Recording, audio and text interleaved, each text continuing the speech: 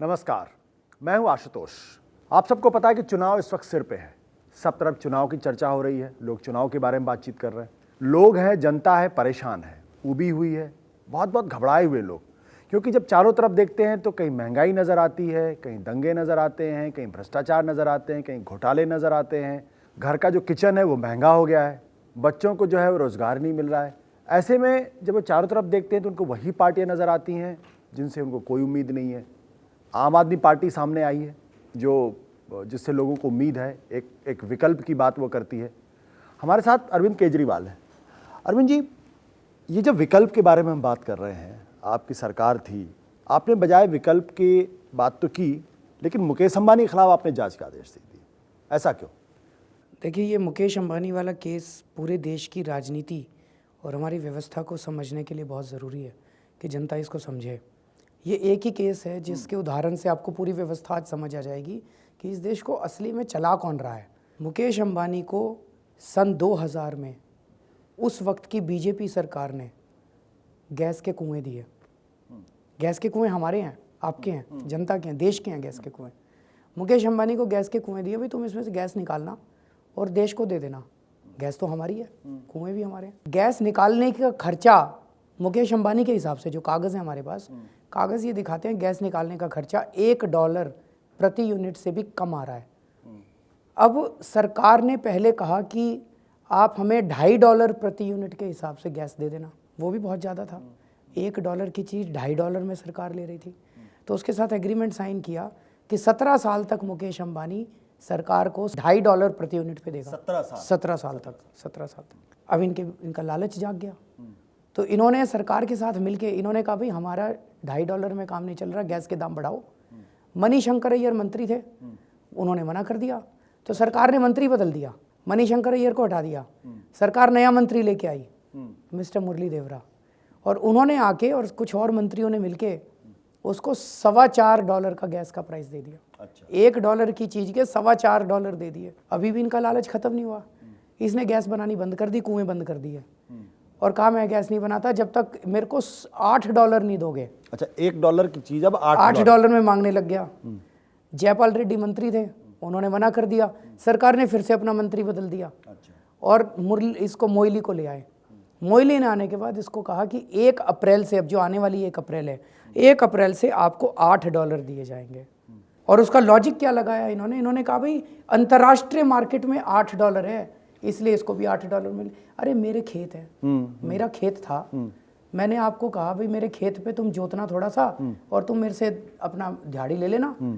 थोड़े दिन में आपने कहा जी खेत का मालिक तो मैं हूँ, मैं जो इसमें से आलू निकलेंगे जो मार्केट प्राइस होगा उस पर दूंगा। अरे मेरे आलू है, मेरा खेत है, तुम तो लेके भाग गए। तो वही मुकेश अंबानी ने किया। मुकेश अंबानी ने कहा कि $8 पे, $8 अंतर्राष्ट्रीय मार्केट, और ये तैयार बैठे थे। क्यों किया मोइली साहब ने, क्यों किया सरकार ने?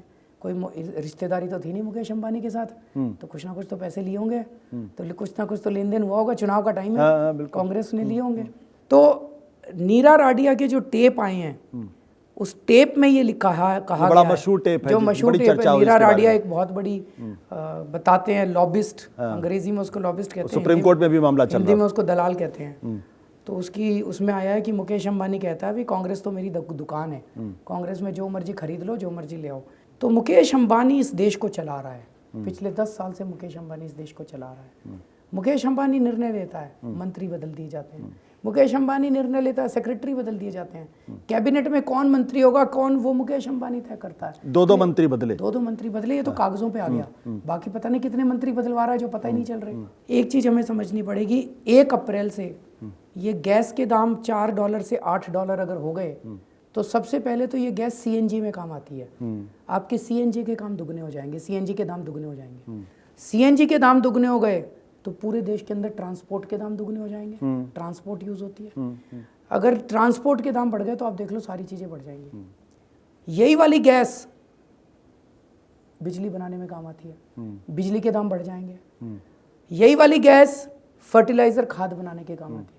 अगर खाद के दाम बढ़ गए तो खाने की सारी चीज़ों के दाम बढ़ जाएंगे, आलू के, प्याज के, गेहूं के, चावल के, सारे दाम बढ़ जाएंगे। इस एक उदाहरण से ये साफ साफ जाहिर होता है कि हमारे देश के अंदर जो महंगाई है उसका केवल एक ही कारण है, वो है भ्रष्टाचार। क्योंकि इन बड़ी बड़ी कुछ कंपनियों के साथ, भ्रष्ट कंपनियों के साथ हमारे मंत्री मिले हुए हैं जो पूरी सरकार चला रहे हैं, और इस वजह से इस देश के महंगाई की ये बड़ी बड़ी थ्योरी देते हैं। महंगाई और किसी वजह से नहीं है, महंगाई भगवान ने नहीं कर रखी, इन लोगों ने कर रखी है। दूसरा प्रश्न ये उठता है, चलो कांग्रेस तो मिली हुई है, बीजेपी वाले क्या कर रहे हैं? बीजेपी वाले शांत क्यों हैं इस मुद्दे के ऊपर? अगर मोदी जी भी कुछ नहीं बोल रहे, एक तो ये शक पैदा होता है कि चुप क्यों है। दूसरा एक शक पैदा ये होता है कि पिछले 1-1.5 साल से नरेंद्र मोदी जी के पीछे कहा जा रहा है कि अंबानी और अडानी है। इतने हेलीकॉप्टरों में घूम रहे हैं मोदी जी, इतनी बड़ी बड़ी रैली हो रही है, और कहा जा रहा है कि कोई 500 करोड़ रुपया खर्च करके अमेरिका से एजेंसी लाई गई है जो कि इनका सारा ब्रांड इमेज बना रही है। तो अगर कांग्रेस के पीछे भी मुकेश अंबानी है, बीजेपी और मोदी साहब के पीछे भी अगर मुकेश अंबानी है, तो अभी पिछले 10 साल से मुकेश अंबानी देश चला रहे थे, कल को मोदी जी की सरकार आ जाएगी तो वही मुकेश अंबानी मोदी जी को भी चलाएंगे। मोदी जी और राहुल जी, ये ऐसा लगता है कि केवल चेहरे हैं। तो एक मन में ये आता है कि अगर यूपीए की जगह एनडीए आ जाए, एनडीए की जगह यूपीए आ जाए, सरकारें तो अंबानी और अडानी को चलानी, कुछ बदलेगा क्या? आज आप राहुल गांधी जी की कैबिनेट ले लो, उसमें शरद पवार है, भ्रष्टाचार के कितने आरोप लगे, कमलनाथ है, भ्रष्टाचार के कितने आरोप लगे, उसमें सलमान खुर्शीद है जो विकलांगों के पैसे खा गए, प्रफुल्ल पटेल है जिन्होंने एयरलाइंस का घोटाला किया, चिदम्बरम साहब हैं, मतलब एक कपिल सिब्बल है, एक के बाद एक पूरी लिस्ट भरी पड़ी है। उधर आप मोदी जी की कैबिनेट ले लीजिए, मोदी जी की कैबिनेट में बाबूलाल बोखरिया, उनको 3 साल की सजा मिली है माइनिंग घोटाले के अंदर। माइनिंग घोटाले में 3 साल की सजा, बेल पे हैं और कैबिनेट मिनिस्टर हैं। उनके कैबिनेट में पुरुषोत्तम सोलंकी हैं जिनको मुंबई जो बॉम्ब ब्लास्ट हुए थे उसमें श्री कृष्णा रिपोर्ट में इंडाइट किया गया। पुरुषोत्तम सोलंकी के ऊपर 450 करोड़ रुपए का फिशिंग घोटाला है। उनकी कैबिनेट में अमित शाह है जिनको सुप्रीम कोर्ट ने कहा था कि गुजरात के अंदर घुस नहीं सकते गुजरात के अंदर। उनकी उसमें दीनू सोलंकी है, दीनू भाई सोलंकी, जिसने अमित जेठवा का मर्डर किया था कत्ल के आरोप में। ऐसे ऐसे लोग राहुल गांधी जी की कैबिनेट में और ऐसे ऐसे लोग मोदी जी की कैबिनेट में हैं, तो कौन इस देश को विकल्प देगा? मोदी जी, आज देश के अंदर एक ये है कि यूपीए सरकार तो बर्बाद हो चुकी है, यूपीए से तो भरोसा उठ चुका है, गांधी फैमिली से भरोसा उठ चुका है, और लोग मोदी जी को एक विकल्प के रूप में देखते हैं। पर जब आप और गहराई में जाते हैं तो पता चलता है कि वही मुकेश अंबानी, वही भ्रष्टाचारी, वही क्रिमिनल सारे कैबिनेट में घुसे हुए हैं। क्या विकल्प निकल के आएगा? आम आदमी पार्टी लोगों को एक उम्मीद देती है, लेकिन आपके पास उतनी ताकत तो दिखाई नहीं पड़ती ना। देखिए, एक चीज पहली चीज तो ये समझने की जरूरत है, आम आदमी पार्टी, अरविंद केजरीवाल, आशुतोष, ये देश को विकल्प नहीं दे सकते। हम बहुत छोटे हैं। इस देश को विकल्प इस देश की जनता देगी। जिस देश की जनता खड़ी हो जाती है, बड़े बड़े सिंहासन डूल जाते हैं। आज दिल्ली के अंदर 48 दिनों तक आम आदमी पार्टी की सरकार रही। पहली बार इस देश के अंदर किसी ने मुकेश अंबानी के खिलाफ एफआईआर दर्ज करने की हिम्मत की। जो असली सरकार है, जो आज तक किसी, मतलब मुकेश अंबानी जी का तो सारा कारोबार ही गुजरात के अंदर है, काफी का सारा। मोदी जी ने आज तक एक भी शब्द नहीं बोला। एफआईआर दर्ज करने की हिम्मत आम आदमी पार्टी ने दिखाई है। और उनके भाई अनिल अंबानी, वो भी एक ही थैली के चट्टे बट्टे हैं। उनकी बिजली कंपनियों के साथ सांठगांठ करके शीला दीक्षित सरकार ने बिजली के दाम बढ़ाए थे। उनकी सीएजी की ऑडिट की करने की 5 साल से शीला दीक्षित कह रही थी हम ऑडिट करना चाहते हैं, ऑडिट करना चाहते हैं, और कह रहे थे कोर्ट का ऑर्डर है, ऑडिट नहीं कर सकते, झूठ बोल रही थी। आम आदमी पार्टी ने 5 दिन के अंदर उन बिजली कंपनियों,